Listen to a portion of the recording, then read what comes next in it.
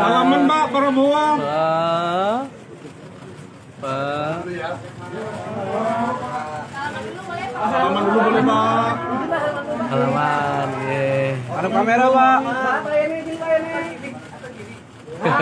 Gitu boleh.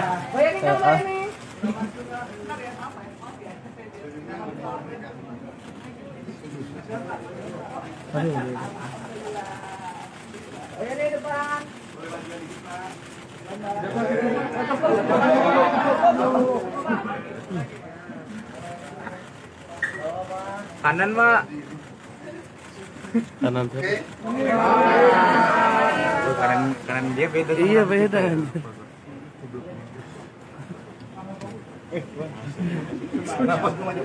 Ya. Jadi Tribuners, tadi baru saja kita lihat putri dari mantan Presiden RI ketiga, yakni Abdurrahman Wahid atau Gus Dur, yakni Yeni Wahid, menyambangi kediaman dari Ketua Umum Partai Gerindra Prabowo Subianto di Jalan Kertanegara, lebih tepatnya di Kertanegara nomor 4, di mana tadi belum ada sepatah kata pun yang disampaikan dalam pertemuan keduanya, karena memang saat ini mereka akan bertemu terlebih dahulu begitu, melakukan komunikasi di dalam, sementara nantinya akan disampaikan melalui konferensi pers.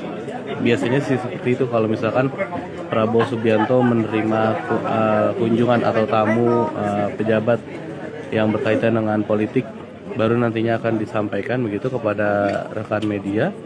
Dan untuk saat ini keduanya sudah memasuki rumah Kertanegara atau rumah dari Prabowo Subianto, yang dimana tadi langsung kedatangan dari Yeni Wahid ini langsung disambut oleh Pak Prabowo-nya sendiri, dan tadi tidak ada kata apapun yang disampaikan Prabowo selain nanti dulu ya, bertemu dulu. Mungkin itu yang bisa disampaikan tadi sama Prabowo. Dan tadi juga kita lihat keduanya bersalaman gitu, nampak bersalaman sambil diabadikan momennya oleh awak media. Jika merujuk pada pertemuan politik Prabowo sebelumnya, pertemuan seperti ini biasanya dilakukan oleh Prabowo sekitar atau selama kurang lebih 2 jam begitu.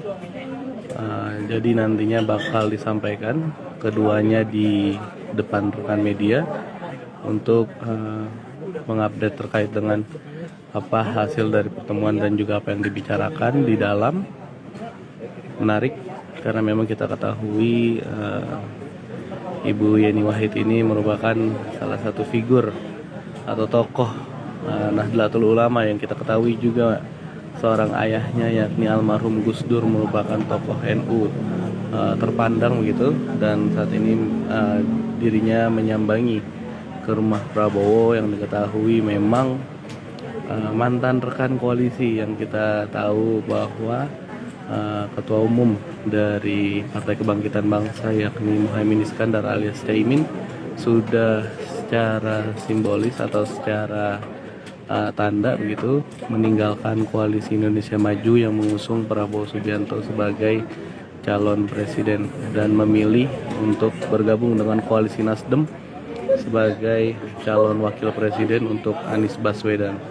Menarik apa yang nanti akan disampaikan oleh keduanya, baik Prabowo maupun dari Yeni Wahid begitu, karena memang diketahui kedua tokoh ini merupakan sentral dan santer dibicarakan terkait dengan peluang-peluang di Pilpres 2024 mendatang.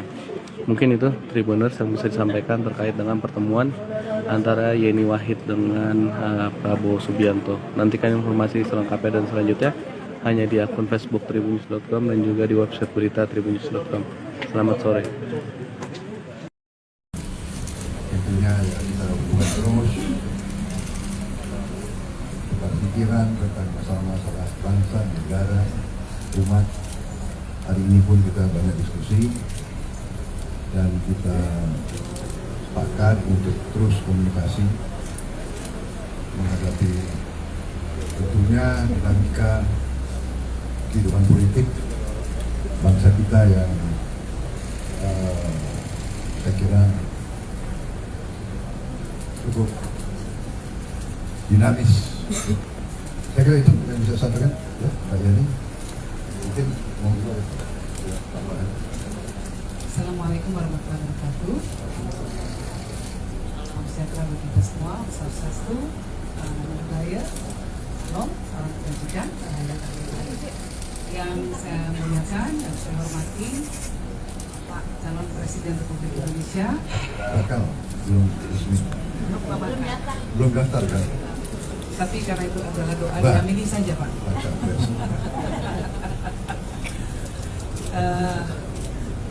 Saya datang ke sini ini untuk memenuhi undangan beliau karena sudah lama dijanjikan akan diajak ngopi bareng.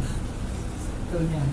Nah, mungkin teman-teman bisa melihat bahwa itu adalah sebuah bentuk keakraban dari kami semua. Mas Bowo, saya memanggil beliau dari dulu Mas Bowo. Ya. Usia itu gak penting karena apa?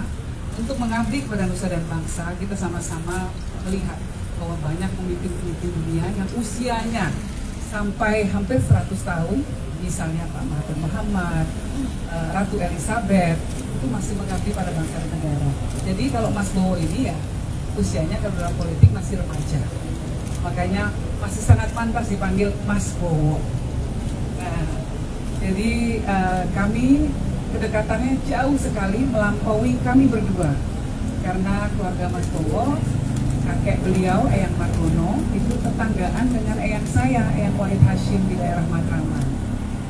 Dulu kalau ketika Eyang Margono berpulang, eyang saya ikut mendoakan. Jadi hubungan yang sangat-sangat dekat ini sudah terjalin sejak lama. Apalagi kemudian saya mendapatkan berkah besar dari hubungan baik dengan Mas Bowo, yaitu apa? Yaitu ketemu jodoh saya.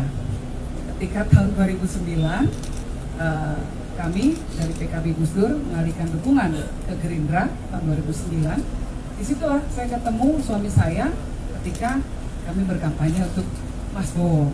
Nah, jadi hubungannya ini hubungan hati, bukan cuma sekedar politik melampaui 5 tahunan, ajang politik 5 tahunan. Kira-kira begitu ya Mas Bowo. Saya kira demikian juga ya, jadi kekeluargaan, persahabatan itu harus kita utamakan. Perbedaan politik itu biasa. Kadang-kadang Mbak Yeni berada di pihak yang berbeda dengan saya. Tidak ada masalah. Tetap kita komunikasi baik. 2019 kalau nggak salah Mbak Yeni Pak Jokowi. Dan akhirnya kita juga. Jadi semua kelompok yang istilahnya mengaku Indonesia, semua yang berjiwa merah putih, di ujungnya harus bisa kerjasama. Saya kira itu pelajaran bagi kita ya, bagi dari generasi sebelum kita dan yang ingin kita teruskan kepada generasi yang lebih muda dari kita, kepada kalian semua ini, bahwa bersaing, berbeda pendapat itu biasa.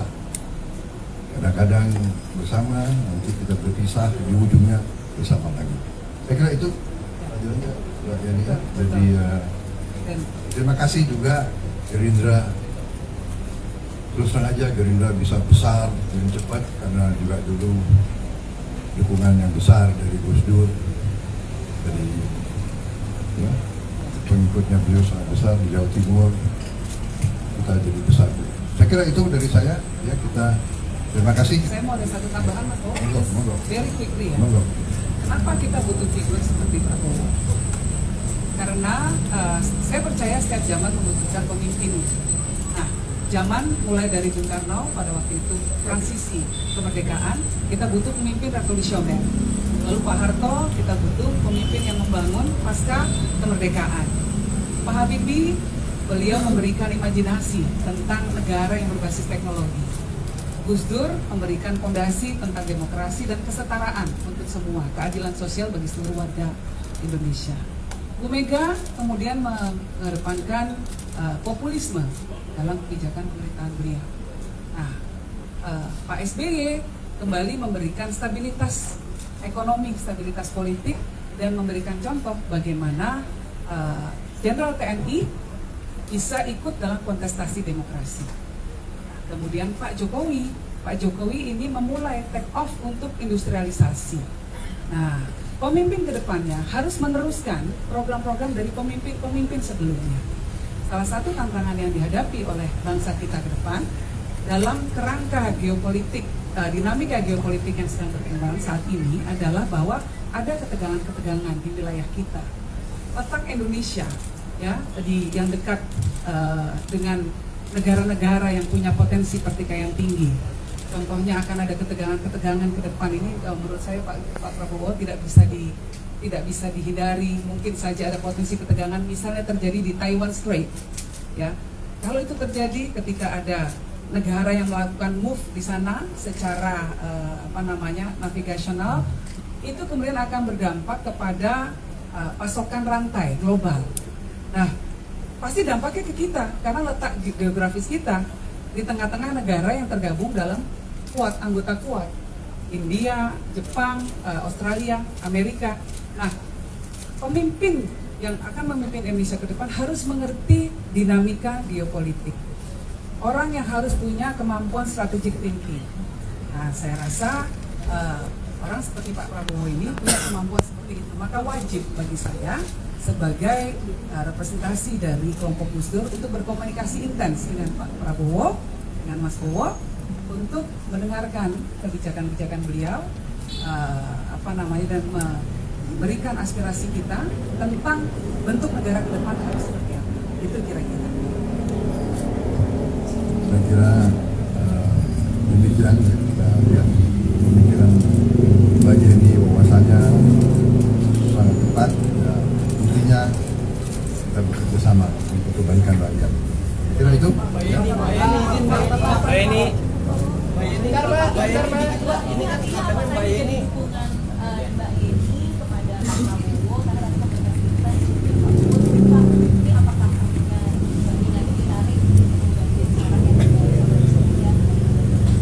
Ya tadi kan saya selalu Anda perhatikan bahwa yang paling penting adalah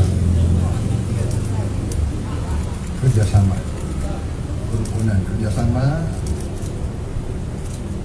Tentunya semakin dekat, semakin eksplisit, semakin bagus. Tapi kerjasama itu istilahnya kita bangun supaya nanti sesuai dengan waktu yang tepat, ya, tidak ada masalah. Yang penting komunikasi yang baik. Saya kira itu. Ya. Ini jauh satu aja, saya komentar ya, bahwa banyak sekali kiai-kiai NU yang punya simpati besar terhadap Pak Prabowo. Mbak Yeni sedikit, kemarin Mbak Yeni sempat singgung kalau pertemuan dengan Pak Prabowo ini akan dilakukan dengan tanggal baik dan mengingat besok juga ulang tahun disebutnya kalau koreksi kalau saya salah. Dan apakah memang Mbak Yeni sudah menentukan bahwasanya hari ini sebagai tanggal baik? Dan kedua, Gus Irfan Yusuf waktu juga pernah mengatakan dalam tanda kutip ramalan Gus Dur pada saat kepemimpinan yaitu Pak Prabowo akan menjadi presiden di hari kedua. Kalau dari Mbak Yeni bagaimana Pak? Saya dari awal ya selalu mengatakan bahwa ketika membuat keputusan itu akan pakai pertimbangan rasional dan spiritual. Salah satu pertimbangan spiritualnya adalah harus ke makam Bapak. Nah, kebetulan saya belum sempat ke sana ini. Jadi dari sisi pertimbangan spiritual memang saya harus melalui itu dulu. Tapi secara rasional ya berkomunikasi dengan Pak Prabowo. Pak Prabowo ini punya visi yang sangat luar biasa. Bagi kami Pak Prabowo ini top list. Ya. Jadi prioritas paling utama karena ada kesamaan visi. Jadi secara rasional itu mungkin kita sudah bisa punya kesamaan. Tinggal menapaki mekanisme spiritual dulu. Pak Prabowo 52% dari Muslim Indonesia dan suaranya itu adalah signifikan. Itu bersebelahan. Anies Baswedan sudah mengambil Caimin. Apakah Mbak Yeni yang notabene adalah NU Bengkotan bahkan dia adalah betul-betul sedang Anda hitung untuk cawapres Anda. Bagaimana Pak Prabowo? Saya jawab ya Mas. Mari kita memberikan kebebasan kepada calon presiden untuk menyusun untuk menggait pasangan yang paling baik untuk beliau ke depan, dan kemudian juga memastikan tim yang akan membantu beliau seperti apa. Jadi saya rasa diberikan kebebasan, dan ini masih panjang sekali prosesnya. Jadi saya justru mendoakan agar Mas Bowo bisa terbebas dari tekanan macam-macam.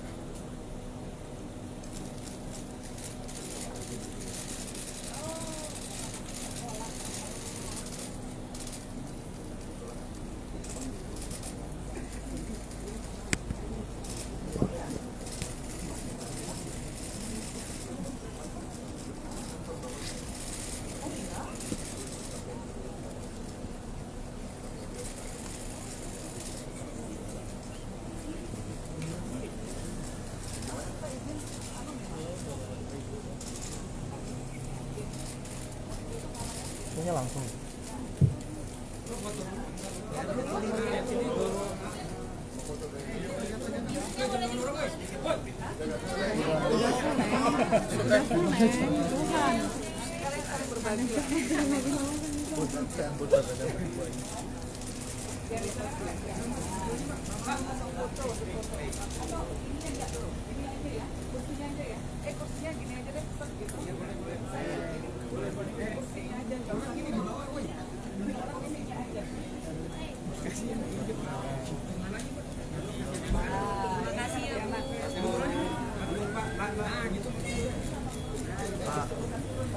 Yang pakai baju coklat.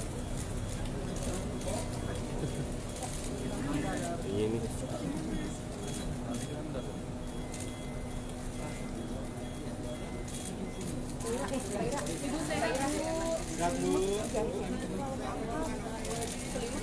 Bapak 1, 2, 3. Oke.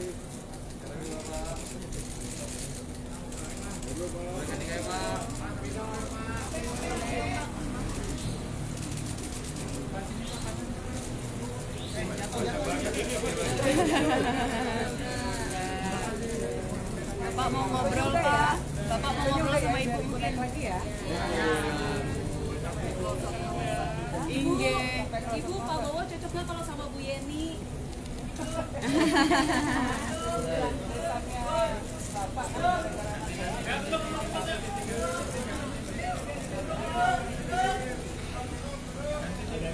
Maaf ya Mbak, ini emang agak emosional. Dapat kayak di belakang. Dapat Mbak. Mama Dada.